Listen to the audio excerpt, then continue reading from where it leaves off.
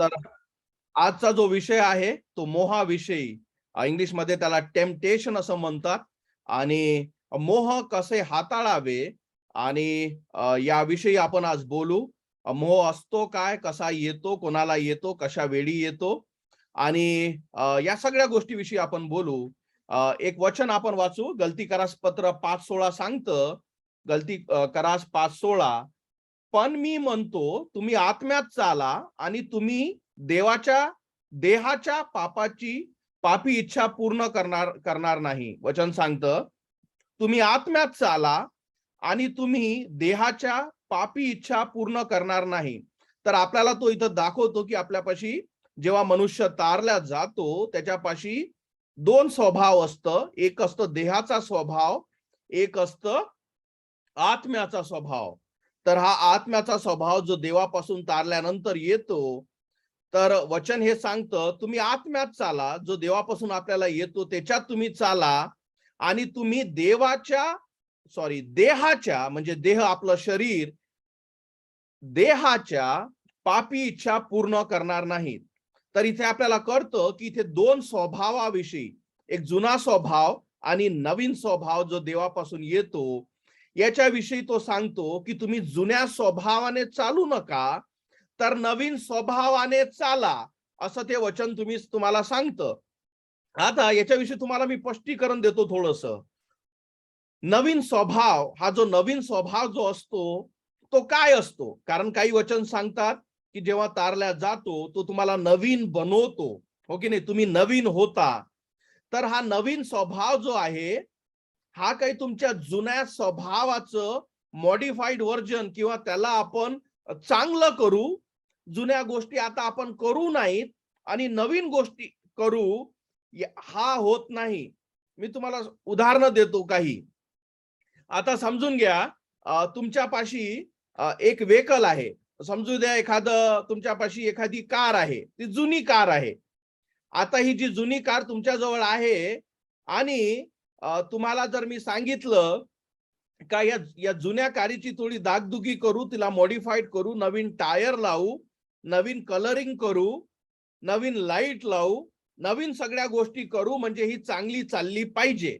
आता काय झालं, तुमच्या जुन्या कारीला आपण काही पैसा लावला, त्याला मॉडिफाय केलं, हो की नाही, आणि ती आता गाडी मॉडिफाईड झाली. किती गाड्या आहेत आता तुमच्या जवळ? एकच आहे.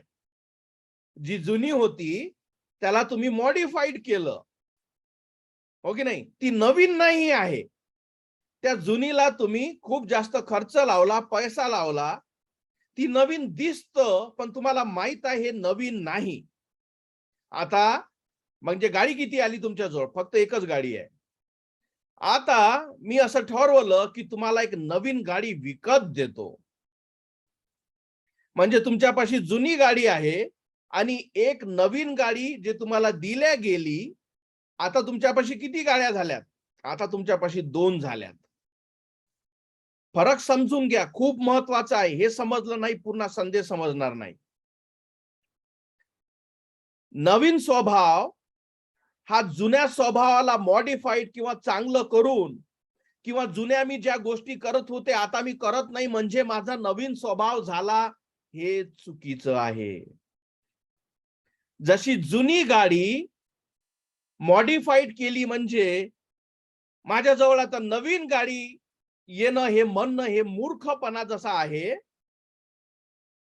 तसाच माझा ज्या जुन्या गोष्टी मी करत होते आता मी करत नाही, ते सगळं होऊन गेलं, ते केलं, आता मी करत नसतो म्हणून आता मी नवीन झालो, हे चुकीचं आहे. जेव्हा तुमच्यापाशी हा जुना स्वभाव जो आपल्याला जन्मता आदामापासून मिळतो, जो मनुष्य शरीराने चालतो, आपला जन्म हा पापात झालेला आहे, याच्यात आपण चालतो, हा एकच स्वभाव जो शरीराने चालण्याचा आपल्याला भेटतो, हा पहिला स्वभाव. हा स्वभाव जो आहे तो पापाकडे वळतो. त्याला देवाची इच्छा नाही, तो सगळ्या मोहात पडतो. आणि जेव्हा आपण क्रुसाजवळ जातो, आपल्याला गरज भासते का मला तारणाऱ्याची गरज आहे, मला येशूची गरज आहे, नाहीतर मी मरेल आणि अनंतासाठी नरकात जाईल. जेव्हा आपण येशूकडे जातो, त्याला भीक मागतो, आपल्या आत्म्यासाठी म्हणतो, प्रभू मला वाचव माझ्या येशू, माझे पाप तू क्रुसावर घेतलेस, ते माझे पाप होते ज्याच्यामुळे तू क्रुसावर मेला. आणि जेव्हा त्याला आपण खऱ्या अंतःकरणाने क्षमा मागतो, वाचवण्याची विनंती करतो, तो तुम्हाला वाचवतो.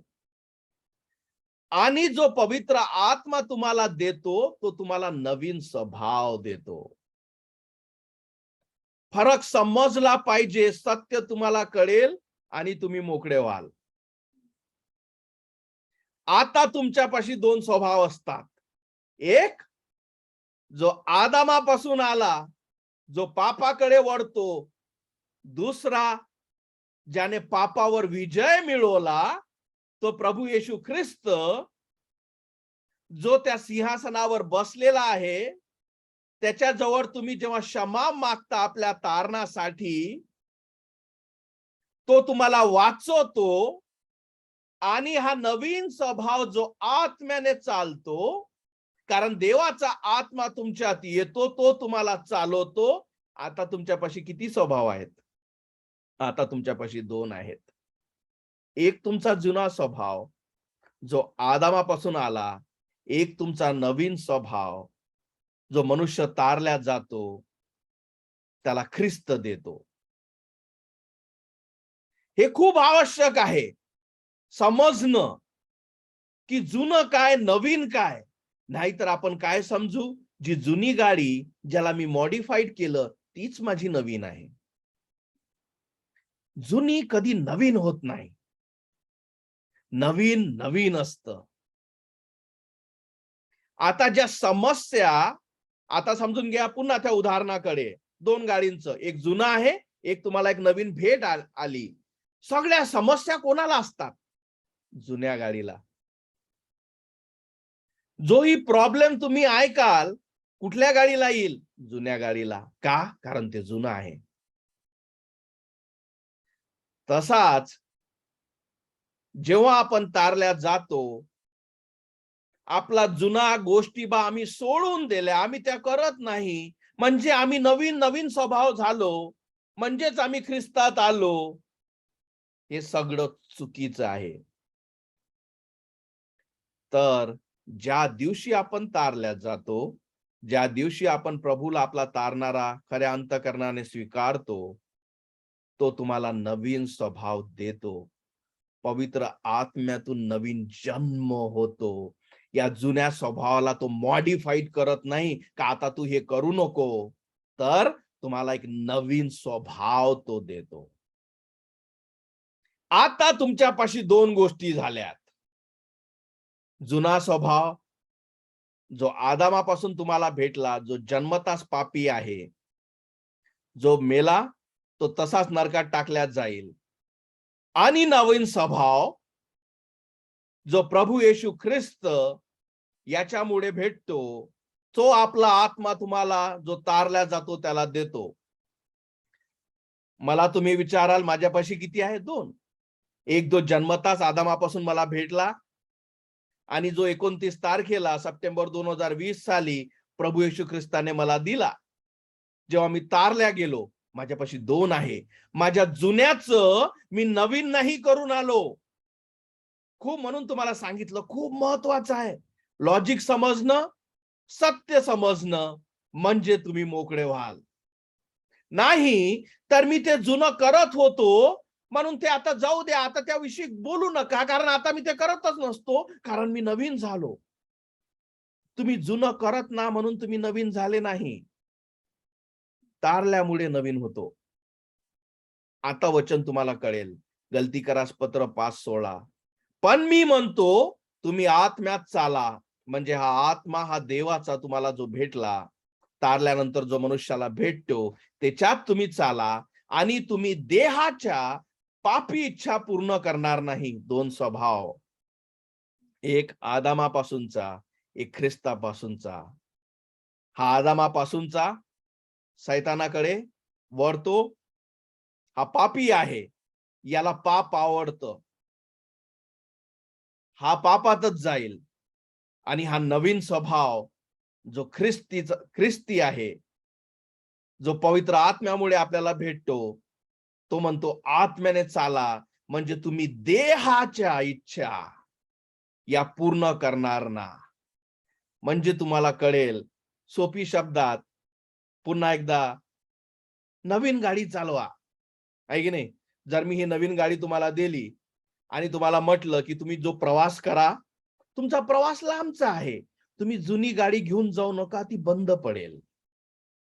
तुम्ही नवीन गाडीनं चाला, म्हणजे ती चालेल. किती सोपी आहे, पण आपल्याला समजणं आवश्यक आहे. देवाचं वचन समजणं आवश्यक आहे. हा का बोलतो, आणि स्वतःला चेक करणं आहे की आपण काय करत आहोत. आपण जुन्यालाच मॉडिफाईड करण्याचा प्रयत्न करत आहोत का?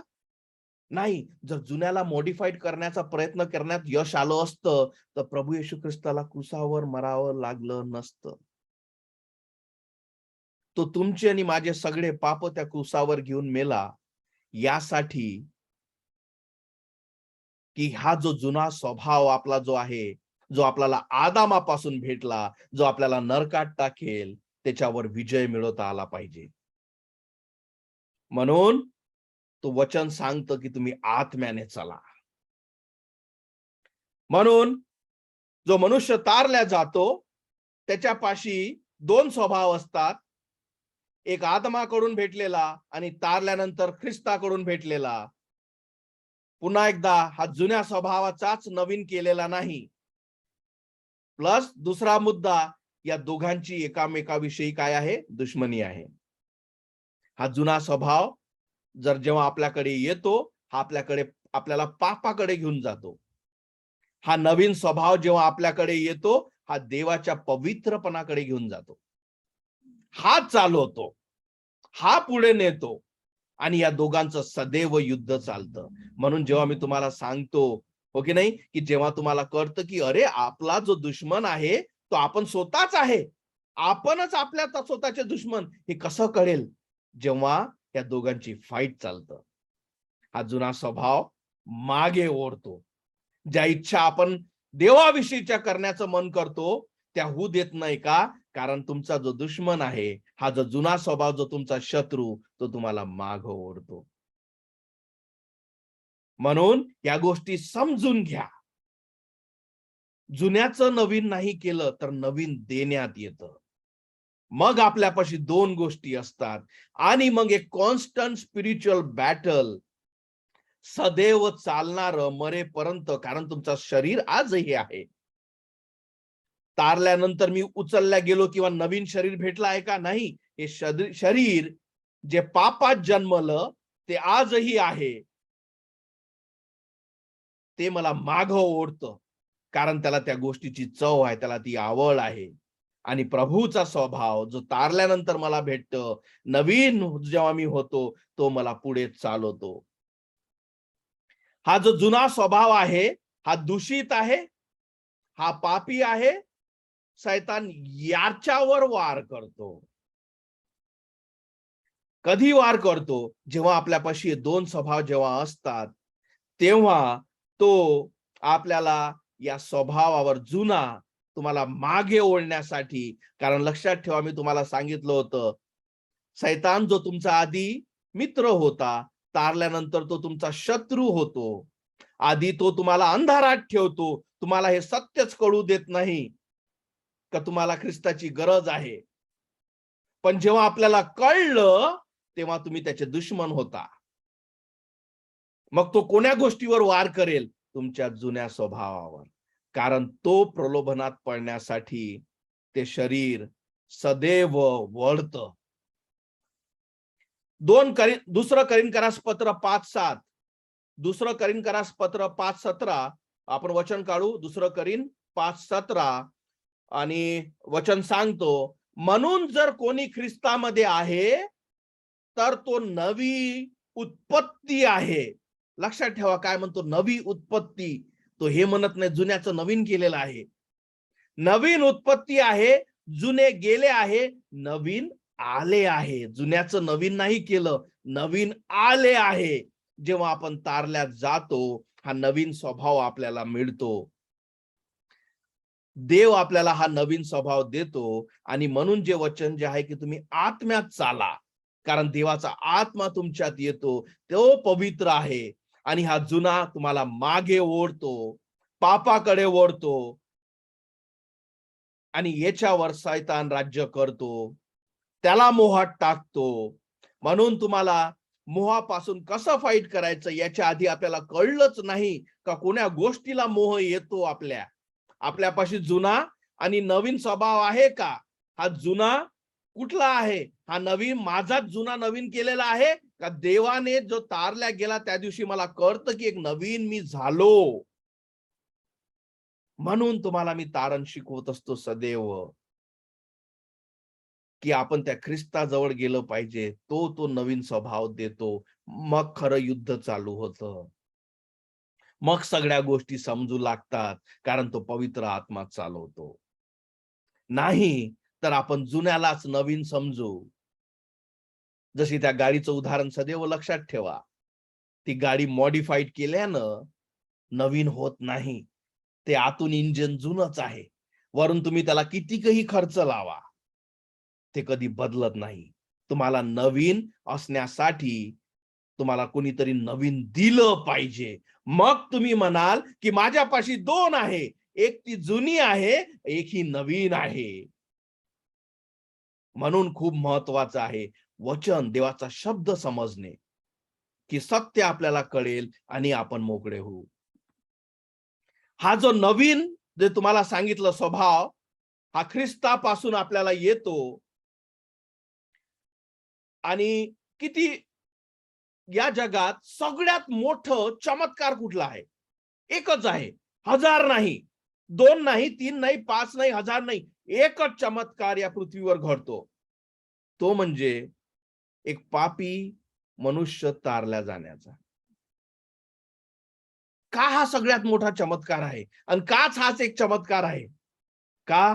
कारण इथे बसल्या असता, जिथेही तुम्ही आहात, जिथेही तो व्यक्ती आहे, तो जेव्हा देवाला आपल्या तारणासाठी हाक मारतो, स्वर्गातून पवित्र आत्मा येतो, त्याला वाचवतो, त्याच्यावर तो येतो. नवीन जन्म बसल्या बसल्या जाग्यावर. कुठल्याही त्या मनुष्याविषयी जे तुम्हाला मी साक्ष सांगितली, तो मरणाच्या 3 दिवस दूर होता.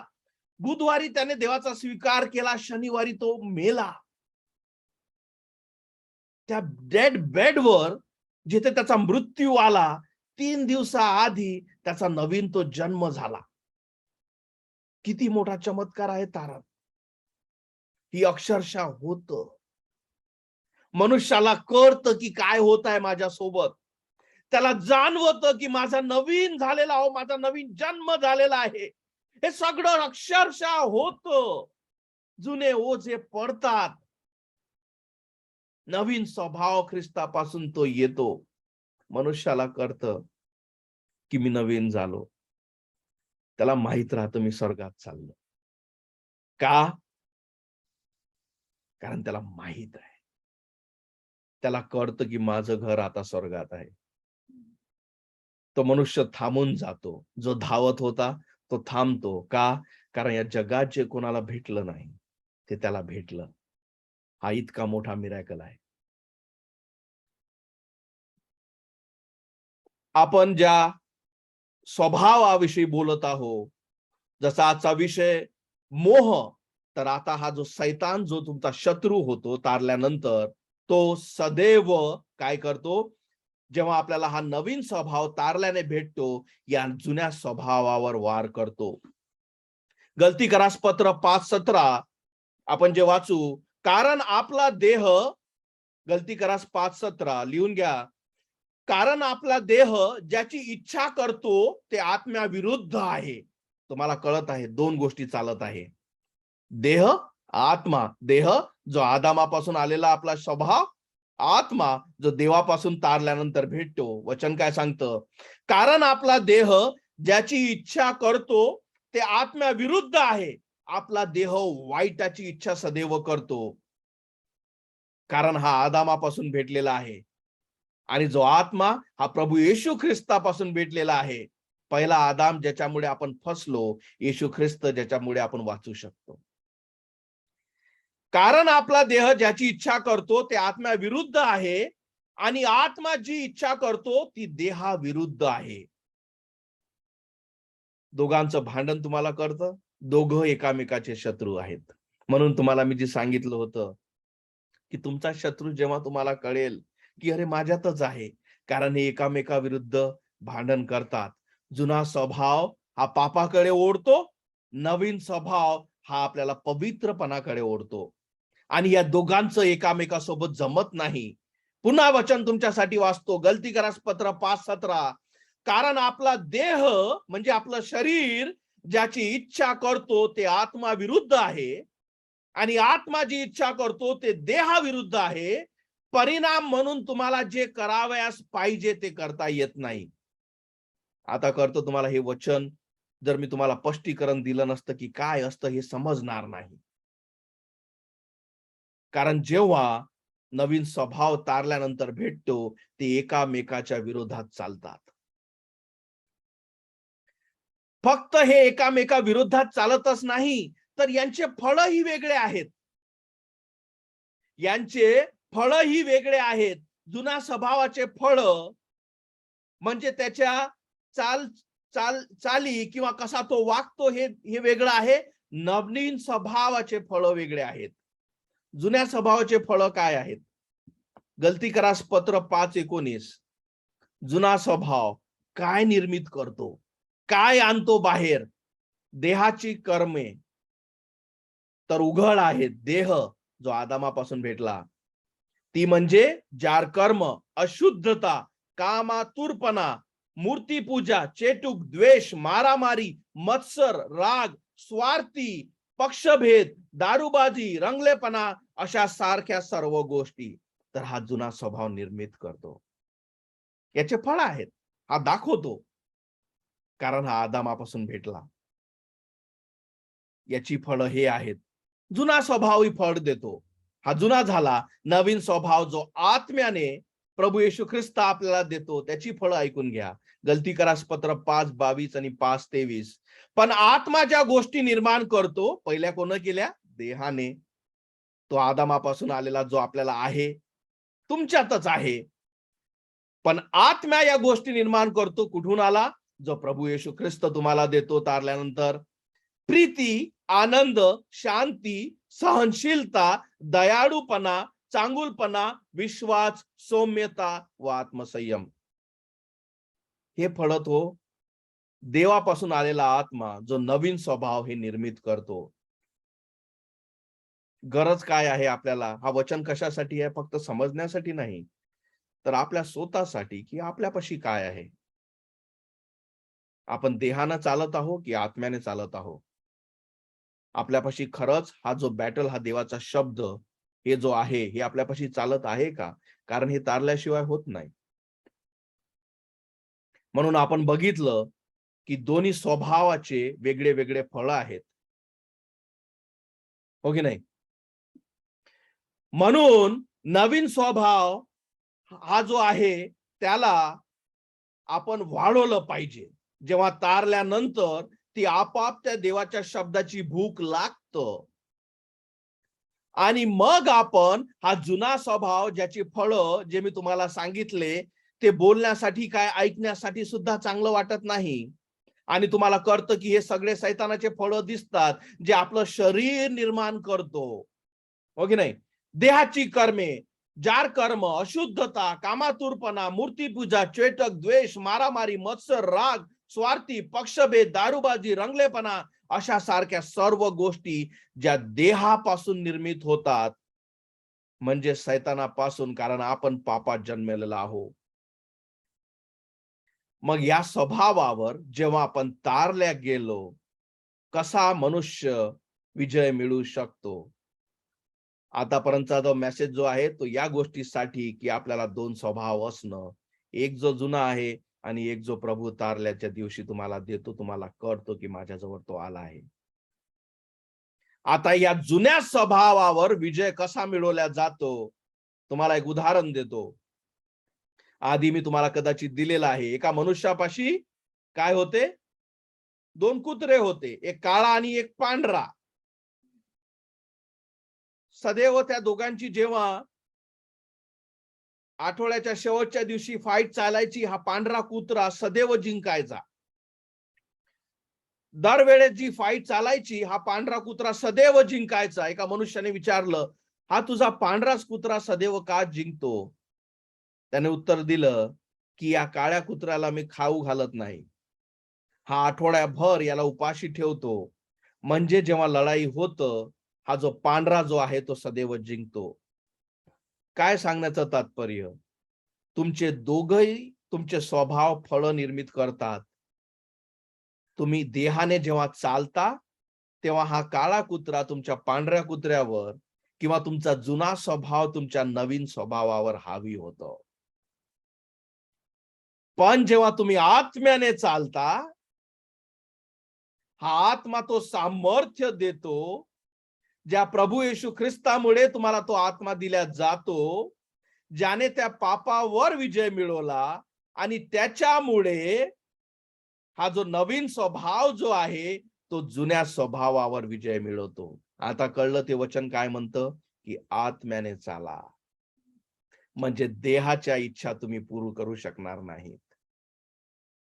म्हणून खूप आवश्यक आहे, खूप सारे लोक स्वतःच आपल्या सुधारणा करण्याचा प्रयत्न करतात. म्हणून तुम्हाला सांगत असतो की चांगले कार्य हे दूर दूर पर्यंत तुम्हाला स्वर्गात घेऊन जात नाहीत. तुम्हाला बाहेरील नवीन स्वभाव कोणीतरी दिला पाहिजे.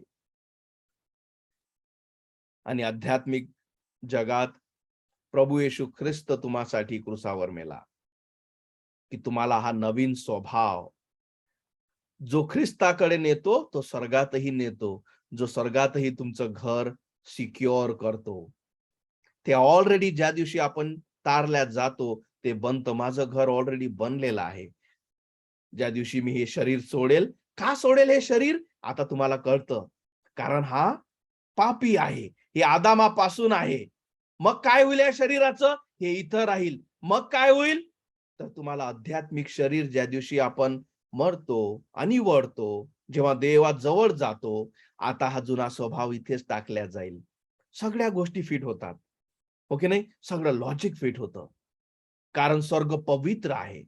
तिथे पाप कधी एंटर होत नाही. म्हणून तो एक नवीन शरीर सुद्धा देईल.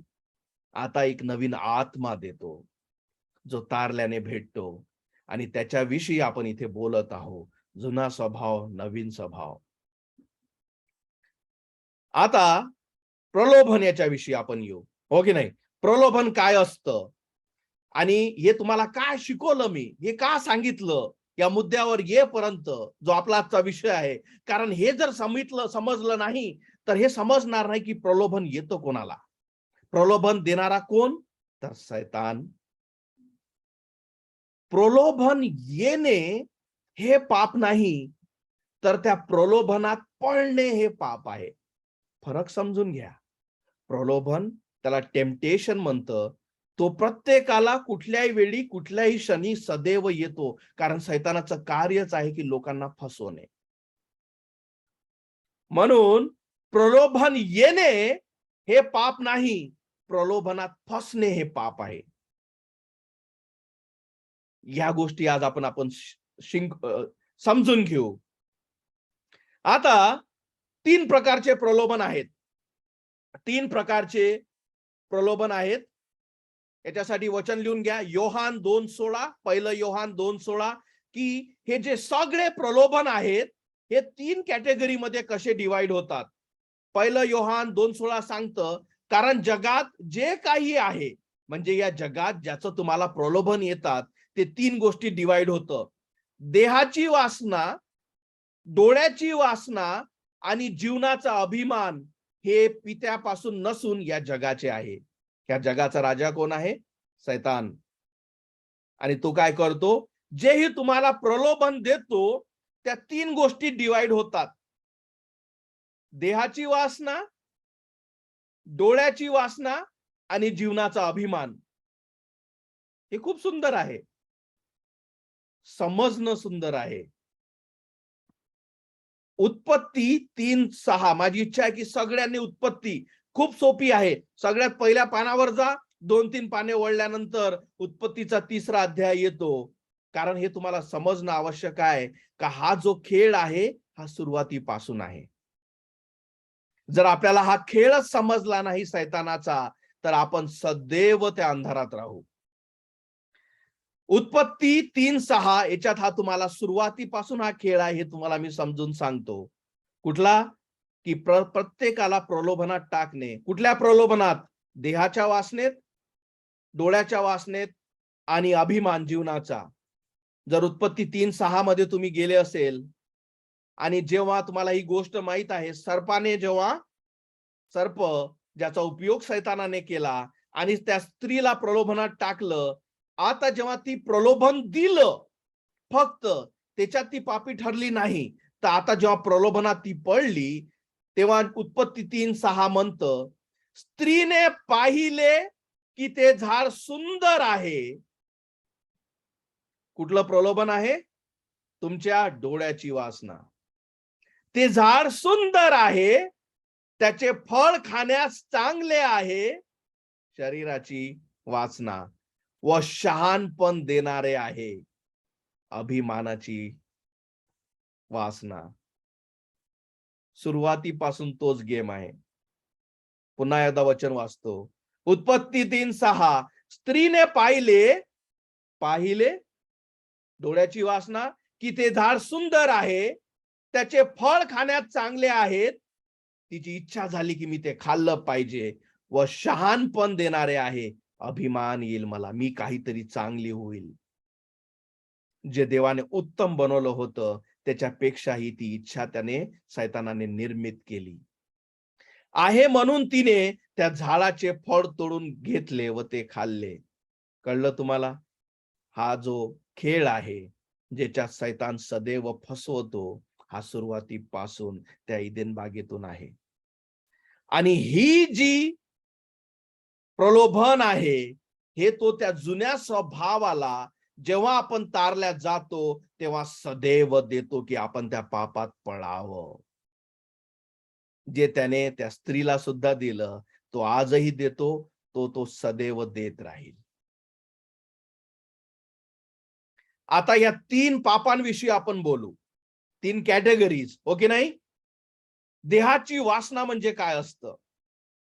देहाची वासना म्हणजे याच्यात आपलं शरीर हे इन्स्ट्रुमेंट म्हणून यूज केल्या जातं. उदाहरण, एखादं म्युझिक ऐकण्यासाठी किंवा वाजण्यासाठी, त्याचा आवाज येण्यासाठी तुम्हाला काहीतरी इन्स्ट्रुमेंट लागतं. तुम्हाला एक तर गिटार किंवा पियानो हे इन्स्ट्रुमेंट घ्यावं लागतील, ते वाजवा लागेल, त्याच्यातून तो ध्वनी निर्मित होईल. देहाची वासनामध्ये जेव्हा आपण पडतो, तुमच्या शरीराला सैतान यूज करतो. त्याला तो इन्स्ट्रुमेंट बनवतो. काय असतात या देहाच्या वासना? ज्यातून आपलं शरीराचा आपण उपयोग करतो. जसं मद पिणे, हो की नाही? दुसऱ्या स्त्रीविषयी व्यभिचार करणे, त्याच्यात आपलं शरीर यूज करण्याचा आपण काय करतो? इच्छा बाळगतो. मद, आळस, हिंसा, शारीरिक भांडणे, याच्यात काय करतो आपण? आपलं शरीर यूज करतो. कसली वासना आहे? शरीराची वासना. दुसरी, डोळ्याची वासना. डोळ्याची वासना जी आहे ती काय करतं? की मला काहीतरी ते बघून आपल्याला आनंद, म्हणजे ही जर गोष्ट माझ्या जवळ असली तर मी अधिक आनंद होईल. ज्या गोष्टीसाठी मनुष्य सदैव धावत राहतो. लक्षात ठेवा, सदैव प्रत्येक व्यक्ती धावत असतो की जर हे इतकं मला जर भेटलं तर मी आनंदित होईल. ते त्याला भेटतं, पण त्यानंतर त्याला दुसरी गोष्ट सुचते. आता हे जर मी करेल तर मी आनंदित होईल.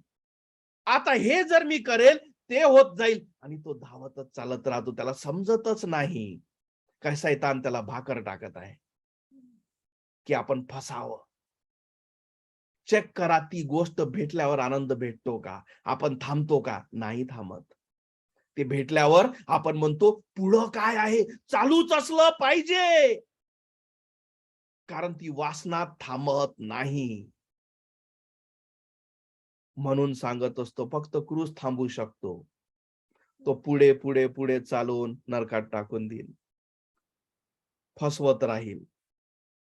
शरीराची वासना, डोळ्याची वासना की मला पाहिजे, आणि सगळ्यात तिसरी म्हणजे अभिमानाची, का मी काही कमी नाही, मी चांगला आहे, मी काहीच पाप करत नसतो. ही अभिमानाची वासना जो सैतान देतो की हो बरोबर आहे तुझं. कारण जर तुम्हाला कळलं की माझं बरोबर नाही, मी पापी आहे, तुम्हाला तुमच्या आत्म्याची भूक लागेल, तुम्ही ख्रिस्ताजवळ जाल. म्हणून तुम्हाला फसवणं आवश्यक आहे, तुम्हाला तो अभिमान देणं आवश्यक आहे, तुम्हाला मोठं करणं आवश्यक आहे. नाहीतर तुम्ही ख्रिस्ताजवळ जाल, तुमचा आत्मा वाचल्या जाईल. शरीराची वासना, डोळ्याची वासना आणि अभिमानाची वासना, या तिन्ही गोष्टी तो फसवतो. एकच गेम आहे, सुरुवातीपासून आहे, इदन बागेपासून आहे, आजही तोच चालतो. मनुष्य याच्यात फसतो, मरण येतं, तो निघून जातो, कारण या प्रलोभनात पडल्यामुळे कधी त्याला ख्रिस्ताची गरज भासली नाही. त्याला कधीच वाटलं नाही की मी पापी आहे. तो त्या अंधारात राहिला, त्याला सुवार्ता कळलीच नाही का प्रभू येशू ख्रिस्त या सगळ्यापासून वाचवण्यासाठी माझ्या या पृथ्वीवर आला होता. आज या पृथ्वीवर असताना मी हे स्वीकारलं पाहिजे होतं. म्हणून ते जे वचन जे सांगितलं जातं की या जगाच्या देवाने प्रत्येकाचे मन अंधळे केले आहे की सुवार्तेचा प्रकाश त्यांच्या हृदयात पडू नये. कारण जर सुवार्ता समजली तर मनुष्य बचावल्या जाईल. पण जर या वासनेत त्याने जर त्याला बिझी ठेवलं, शरीर म्हणून मनुष्य त्याला पाहिजे, डोळं म्हणजे तो बिझी ठेवणं, ते जाऊ दे, ते नाही करत मी, पुढे मला कामं आहेत. बिझी का? कारण त्याला नवीन नवीन पाहिजे असतं. आणि तिसरं म्हणजे मी चांगलाच आहो, याच्यात तो मूर्ख बनवतो. लोक फसतात, आपलं अनंताचं जीवन नरकात टाकतात. अधिक एक आपण उदाहरण बघू. दाविदाविषयी तुम्हाला माहित आहे, दाविदाविषयी तुम्हाला माहित आहे, तुम्हाला हे माहित आहे की देवा जवळचा होता, देवाने त्याला राजा बनवला. देवाने त्याला एक मेंढपाळ जो होता त्यातून काढून इस्रायल देशावर त्याला राजा बनवला. तुम्हाला हे माहित आहे, त्याच्या गोष्टी तुम्ही बायबलमध्ये सदैव बघता. तुमचं बायबल टर्न करा, दुसरं शमूएल 11:2, दुसरं शमूएल 11:2 जुन्या करारातलं पुस्तक आहे. हा दावीद जो राजा, ज्या लोकांना इथे असं वाटत असेल का मला कुठलंच प्रलोभन येत नाही, पहिली गोष्ट तुम्ही त्या अभिमानाच्या प्रलोभनात पहिलेच फसले आहात. म्हणून तुम्हाला असं वाटतं की आपल्याला कुठलंच प्रलोभन येत नाही, कारण आपण त्याच्यातच गुंतलेलो आहोत. जो म्हणतो की मला प्रलोभन येऊ शकत नाही, तो त्या शैतानाला सांगतो की मी तुला प्रलोभन देतो की तू मला प्रलोभनात टाक. इतकं भयंकर आहे. कारण दावीद जर तुम्हाला माहित असेल, इतका मोठा राजा, देवाच्या जवळचा, त्याच्या हृदयाचा जवळचा, ज्याने इतके मोठे पुस्तक लिहिले, शैतानाने याच प्रलोभनात, या प्रलोभनात ज्याने हवेला आणि आजही प्रत्येक व्यक्तीला जो टाकतो, त्या दाविदाला सुद्धा टाकलं. दुसरं शमूएल 11:2, संध्याकाळी, तर हा प्रसंग ज्यांना बायबल माहित नाही, काही हरकत नाही, तुमच्यापाशी थोड्या गोष्टी सांगतो. तर दावीद हा देवाने इस्रायलवर बसवलेला हा राजा होता. देवाचा अधिक प्रिय हा राजा होता. याने खूप सारे स्तोत्र संहिता याने लिहिली, अधिक पुस्तके बायबलमध्ये लिहिली, आणि देवाने त्याच्यावर खूप प्रीती केली, त्याला खूप आशीर्वादित केलं. हा लढाया जिंकायचा. आणि एक दिवस असा आला, हा जेव्हा राजा होता, हा लढाईवर न जाता आपल्या घरी दुपारी झोपलेला होता आणि हा उठला आणि काय झालं हे बघू. दुसरं सॅम्युएल 11:2 लिहितं, संध्याकाळी तो आपल्या पलंगावरून उठला आणि राजमहालाच्या छतावरून फिरू लागला. तिथून त्याला एक बाई स्नान करताना दिसली, ती अतिशय रूपवान होती. पहिला प्रलोभन काय आहे? डोळ्याची वासना. जेव्हा त्याने त्या स्त्रीला बघितलं, ते बघणं वाईट नव्हतं, पण ते बघून तिच्याकडे बघत राहणं आणि ती इच्छा धारण करणं हे वाईट होतं. म्हणून मी तुम्हाला काय सांगितलं, प्रलोभन येणं हे वाईट नाही, त्या प्रलोभनात पडणं हे वाईट आहे. जेव्हा तो त्या छतावर होता, ती स्त्री त्याला स्नान करताना दिसली.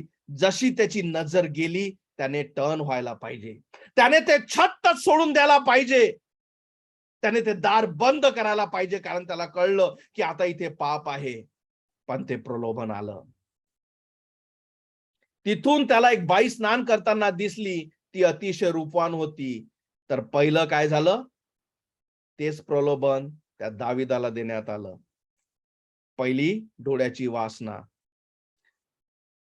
पुढे ही गोष्ट जर तुम्हाला माहित असेल, त्याची इच्छा झाली का ही माझी बायको असली पाहिजे, तिच्यासोबत शारीरिक संबंध ठेवण्याची त्याची इच्छा झाली. पहिली डोळ्याच्या वासनेला पडला, दुसरा शरीराच्या वासनेला पडला. तिसरं, त्याला वाटलं की आपण काही करू शकू, कारण आपण राजा आहो आणि हिला आपली बायको बनवू. अभिमान, अभिमानाची वासना. हा दावीद, ज्याने एका गोट्यात त्या गोलियातला एका गोट्याने देवाच्या सामर्थ्याने त्या इतक्या मोठ्या त्या शत्रूला खाली पाडलं. हा एक मोह सैतानाला दिला आणि एवढा मोठा दावीद खाली पाडला. डोळ्याची वासना, शरीराची वासना, अभिमानाची वासना. जर तो दाविदाला पाडू शकतो, तुम्ही आणि मी काय आहे? तुम्हाला काय वाटतं, आपण काय आहोत? खूप मोठे आहोत. आणि याच गोष्टीत तो सदैव सैतान आपल्याला फसवतो. आपण फसत जातो. आपण दररोज मृत्यूकडे वळतो. आपल्याला हा खेळ समजत नाही. आपल्याला फक्त हवेत ठेवल्या जातो, येशू येशू करा. सैतानाला काहीच प्रॉब्लेम नाही त्या गोष्टीचा. तुम्ही किती येशू करा, किती गाणे वाजवा, त्याला काहीच फरक पडत नाही. फरक तेव्हा पडतो जेव्हा सत्य शिकवणारा येतो, तो सत्य शिकवतो. कारण आता आत्मे बचावले जाऊ शकतात. कारण सत्य जेव्हा तुम्हाला कळेल, तेव्हा तुम्ही मोकळे व्हाल. नाहीतर काय, चालू आहे चैनेची जिंदगी आपली, काहीच त्रास नाही, आनंद आहे. कधी आपण त्यात पडलेलो आहो, गुंतलेलो आहो, झोपलेलो आहो, त्या पापात आपण मळत आहो, झोपत आहो, आपल्याला कळणार सुद्धा नाही. म्हणून सत्य शिकवणं आवश्यक आहे. म्हणून हे शिकवणं आवश्यक आहे. देवाचा शब्द जो सत्य आहे, की तुम्हाला सत्य कळेल आणि तुम्ही मोकळे व्हाल. या तीनही पापात आपण सदैव जन्मतात पडलेले असतो. आपण ख्रिस्ताजवळ का जात नाही? कारण आपल्यापाशी अभिमानाची वासना असते, की मला गरज नाही, मी चांगलाच आहो. मला तारण्याची गरज नाही, मी चांगलाच आहो. मी काही असं वाईट करत नाही. आपण ऑलरेडी त्याच्यात फसलेलेच आहोत. आणि जोपर्यंत आपण ख्रिस्ताजवळ जात नाही, जोपर्यंत सत्य तुमच्या हृदयावर पडत नाही, जोपर्यंत देवाच्या वचनाचा मारा आपल्या हृदयावर पडत नाही. म्हणून तुम्हाला मी जेव्हा हे चर्चेस दाखवतो आणि सांगतो, हे तुम्हाला इमोशनल करतात. ते म्युझिक तुम्हाला इमोशनल करतं. ते तुमच्या शरीराच्या वासनेसोबत खेळतं. शरीराला काय पाहिजे? आनंद. कारण सत्य कळेल तर तुम्ही उठून जाल आणि तारणाकडे वळाल, देवाकडे वळाल. म्हणून काय दिलं पाहिजे? इमोशन्स दिले पाहिजे, ते शरीराला आनंद देतात. सत्य कळेल आणि मनुष्य मोकळा होईल. मला सत्य कळलं, मी तुमच्याकडे धावलो, लोकांकडे, माझ्या कुटुंबाकडे धावलो, की अरे, आपण मरत आहो. हा आपल्याला फसवत आहे. प्रभू येशू ख्रिस्त क्रूसावर यासाठी मेला आणि तुम्ही हा जो वासनेचा जो स्वभाव ज्याच्याविषयी तुम्ही शिकले, ज्याला प्रलोभन येतं, त्याच्यावर तुम्ही कधीच विजय मिळू शकत नाही. आपण जेव्हा म्हणतो की मी त्याच्यावर विजय मिळू शकतो, याचा अर्थ आपण देवाला सांगतो, तू कशाला क्रूसावर मेला, मी चालू असतो स्वर्गात. अभिमानाची वासना. तुम्ही कुठलाच मनुष्य, कुठल्याच आईचा मुलगा या पृथ्वीवर नाही जो या सैतानावर विजय मिळू शकतो. म्हणून प्रभू येशू ख्रिस्तानं आपली स्वर्गाची जागा सोडली आणि तुमच्या आणि माझ्यासाठी पवित्र आत्म्याच्या साहाय्याने ती मरिया गरोदर झाली. त्याच्यात तो जुना स्वभाव नव्हता, म्हणून पवित्र आत्म्याने ती गर्भवती झाली. म्हणून तो देव त्या स्वर्गातून उतरला आणि तुमच्या आणि माझ्यासाठी तो जीवन जगला आणि हे सगळे पाप जे आपण सदैव या 3 वासनेचे करतो आपल्यावर घेतलेस आणि त्याने त्या मरणावर आणि त्या पापावर विजय मिळवला. आणि मग जेव्हा आपण त्या येशू ख्रिस्ताकडे जातो, मग तो देवा मला तू वाचव, मला तुझी गरज आहे माझ्या येशू. तो तुमचा आत्मा वाचवतो, कारण विजय येशू ख्रिस्तामुळे आहे, त्याच्यामध्ये आहे. काहीच करून घेऊ शकत नाही तुम्ही. तुम्हाला वाटतं का तुम्ही सैतानाला लळा देता? तुम्ही मूर्ख आहात. वचन काय सांगतं? वचन हे सांगतं की सैतानाला लळा दे. तो म्हणतो नाही, स्वतःला देवाच्या स्वाधीन करा, सैतानाला विरोध करा आणि तो तुमच्यापासून पळून जाईल. देवाच्या स्वाधीन जोपर्यंत स्वतःला करत नाही, तोपर्यंत या जो प्रलोभन आहेत याच्यातून सुटत नाही, सत्य कळत नाही, देवाजवळ तुम्ही जाऊ शकत नाही. म्हणून फक्त तारण त्या नावात का आहे? कारण तो क्रूसावर तुमच्यासाठी मेला, त्याने विजय मिळवला त्या पापावर. म्हणून प्रभू येशू ख्रिस्त जिवंत देव आणि एकमेवच देव आहे. म्हणून तारण त्याच्या नावात आहे, कारण त्याने विजय मिळवला. आणि जोपर्यंत तो आत्मा आपल्यात येत नाही, जोपर्यंत आपण त्याला आपल्या तारणासाठी मागत नाही, जोपर्यंत हे प्रलोभन आपल्याला समजत नाही, जोपर्यंत आपण या गाढ झोपेतून जे जन्मताच आपण येतो उठत नाही, तोपर्यंत आपण ख्रिस्ताजवळ जाऊ शकत नाही. देवाचा शब्द जेव्हा सत्य शिकवल्या जातं, आपल्याला सत्य कळतं, मनुष्य त्याच्यावर विचार करतो की हे जर सत्य आहे तर माझ्याजवळ काय आहे? मला तो नवीन स्वभाव आला आहे का की मी जुन्यात सोडलं आणि त्यालाच मी नवीन म्हणते? मी जुन्या गोष्टी करत होती, आता करत नाही, म्हणजेच मी स्वतःला नवीन समजते. आधी मी चर्चमध्ये जात नव्हती, आता मी चर्चमध्ये जाते, म्हणूनच त्याला मी नवीन समजते. आधी मी बायबल वाचत नव्हती, आता मी वाचते, म्हणून मी त्याला नवीन समजते. आधी मी प्रार्थना करत नव्हती, आता मी जास्त प्रार्थना करतो, म्हणून मी नवीन समजतो. हा तो नवीन स्वभाव नाही. तर मी एक दिवस ख्रिस्ताजवळ गेली, त्याला माझ्या आत्म्यासाठी भीक मागितली की मला वाचव माझ्या येशू. त्याने माझा हात धरला आणि मला कळलं की त्या दिवशी मी नवीन झाली. मला नवीन स्वभाव आला.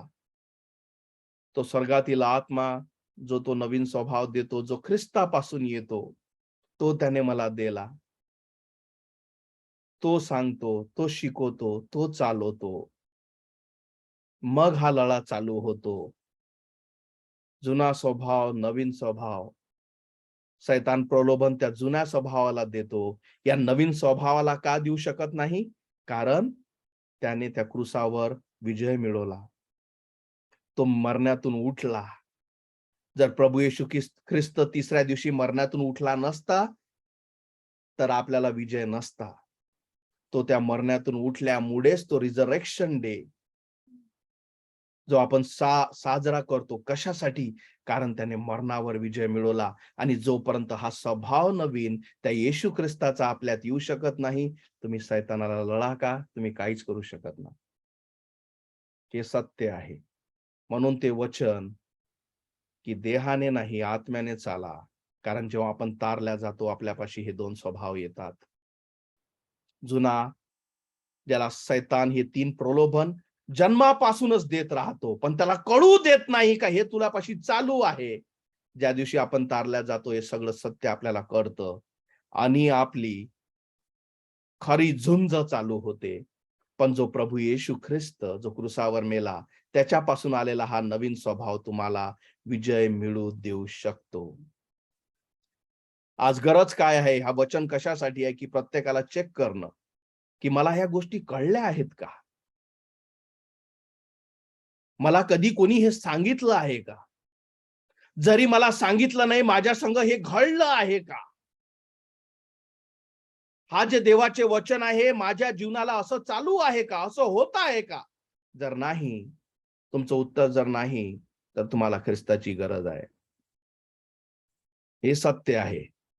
मी त्यातलाच होतो, की जोपर्यंत आपल्याला या गोष्टी सत्य घडतात आपल्या जीवनात, ही काही कथा नाही आहे. म्हणूनच तर हे सत्य आहे. म्हणूनच तो म्हणतो, की सत्य तुम्हाला कळेल आणि तुम्ही मोकळे व्हाल. हे अक्षरशः होतं मनुष्यात आणि मनुष्य बचावला जातो आणि त्याला माहित राहतं, की माझं घर स्वर्गात सुद्धा आहे. नाही तर या प्रलोभनात तो फसत राहतो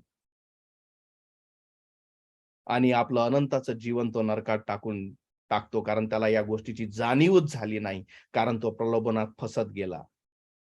आपण इथे संपू. आपण इथे थांबू.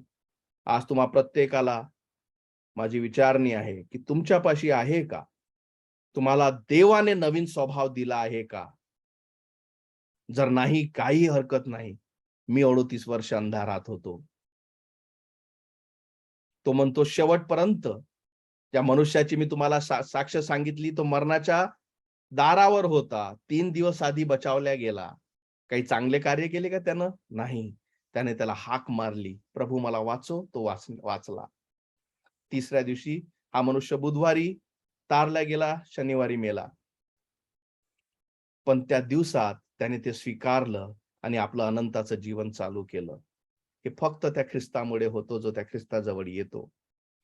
पण जर तुम्हाला हे ॲश्युरन्स नसेल, की माझं खरंच घर स्वर्गात नाही, की तुम्हाला या गोष्टीविषयी शंका, कारण ख्रिस्ती जीवन हे शंकेचं नाही. जेव्हा हे घडतं, ते अक्षरशः तुम्हाला माहीत राहतं, की मी तारल्या गेलो. मी नवीन झालो. त्या ख्रिस्ताने मला नवीन केलं.